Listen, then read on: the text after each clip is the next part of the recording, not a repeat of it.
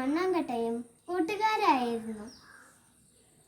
ഒരു ദിവസം കരിയിലയും മണ്ണാങ്കട്ടയും നടന്ന് പോകുകയായിരുന്നു. അപ്പോൾ കരിയില പറഞ്ഞു, നമുക്ക് എങ്ങോട്ടേലും പോയാലോ എന്ന് ചോദിച്ചു മണ്ണാങ്കട്ടയോട്.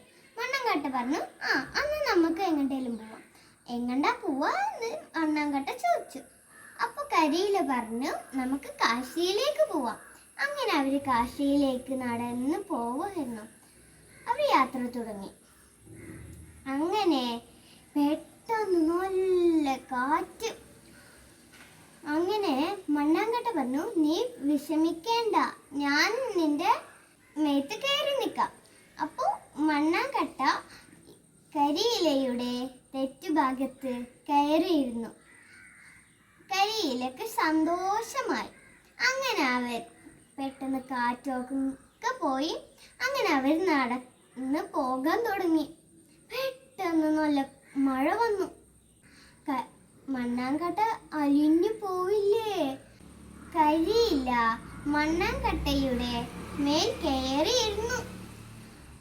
മണ്ണാങ്കട്ടക്ക് വളരെ സന്തോഷമായി. അങ്ങനെ പിന്നെ മഴയും കാറ്റും ഒക്കെ പോയി. അങ്ങനെ ശേഷം അവർ നല്ല സന്തോഷത്തോടെ നടന്നു പോകുകയായിരുന്നു. പെട്ടെന്ന് കാറ്റും മഴയും ഒക്കെ വന്നു. കരിയില പറന്നു പോവില്ലേ? മണ്ണാങ്കട്ടയാണെങ്കിൽ പേടിച്ചു. അങ്ങനെ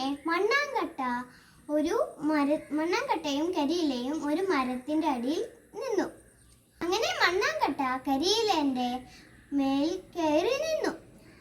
അങ്ങനെ കുറേ നേരം കഴിഞ്ഞപ്പോൾ കാറ്റും മഴയും കഴിഞ്ഞു. അങ്ങനെ അവർ സന്തോഷത്തോടെ പോയി. അപ്പോൾ ഈ കൊച്ചു കഥ നിങ്ങൾക്ക് എല്ലാവർക്കും